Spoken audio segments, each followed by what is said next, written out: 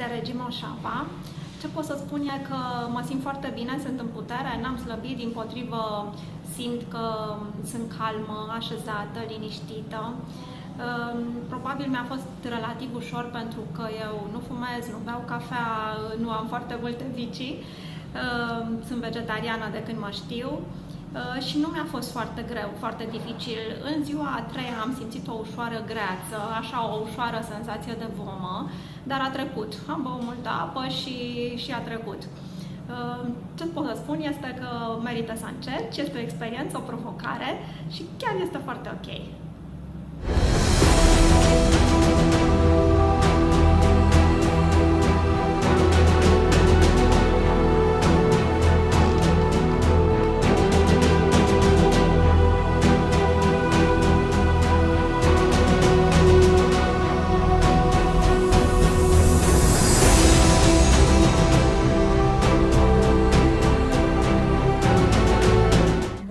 Eu sunt Nicoleta și sunt în a 10-a zi de regim Oșava.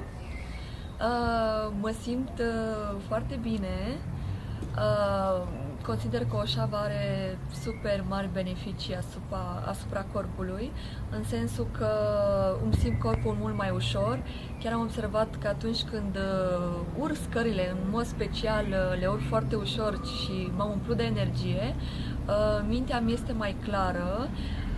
Am foarte multă claritate în a-mi rezolva zi de zi tot ceea ce am de făcut și pielea mi este foarte luminoasă, chiar mă bucur că m-am luminat așa la față și alte chestii mișto pe care le-am mai observat.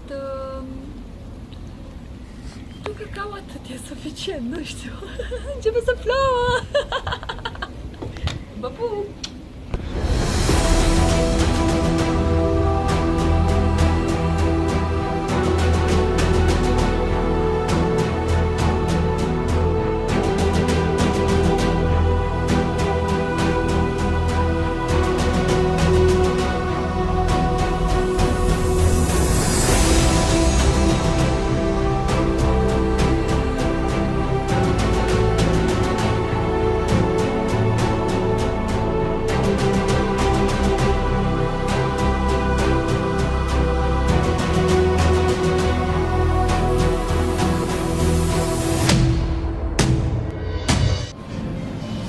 Salut! Eu sunt Loredana și sunt în ultima zi de Oșava, regim Oșava, da, ziua 10 și mă simt atât de bine de parcă aș fi alergat un semi-maraton, adică văd linia de finish și sunt foarte fericită. Mă simt super. Ionuț și Ștefania au avut grijă de mine, mi-au livrat mâncarea în fiecare zi, pentru care le mulțumesc tare mult, fiindcă fără ei n-aș fi reușit, sincer. După ce am trecut de pragul critic în ziua 3, restul a fost piece of cake. Și am gătit în fiecare zi, am făcut ateliere de gătit cu copii, cu părinți.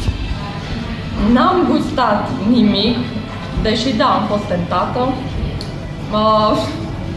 Am găsit pe tot parcursul celor 10 zile nebunia minții. Mi-am dat seama care sunt trucurile la care recurge mintea să ne păcălească când e poftă de diverse, când de fapt corpul are nevoie doar de o alimentație foarte simplă. Lui nu e poftă de nimic, deci doar ce trebuie ca să funcționeze. În rest e de aici. Vă recomand cu drag. Dar important este să aveți o motivație și pe cineva să vă aducă mâncarea la ușă.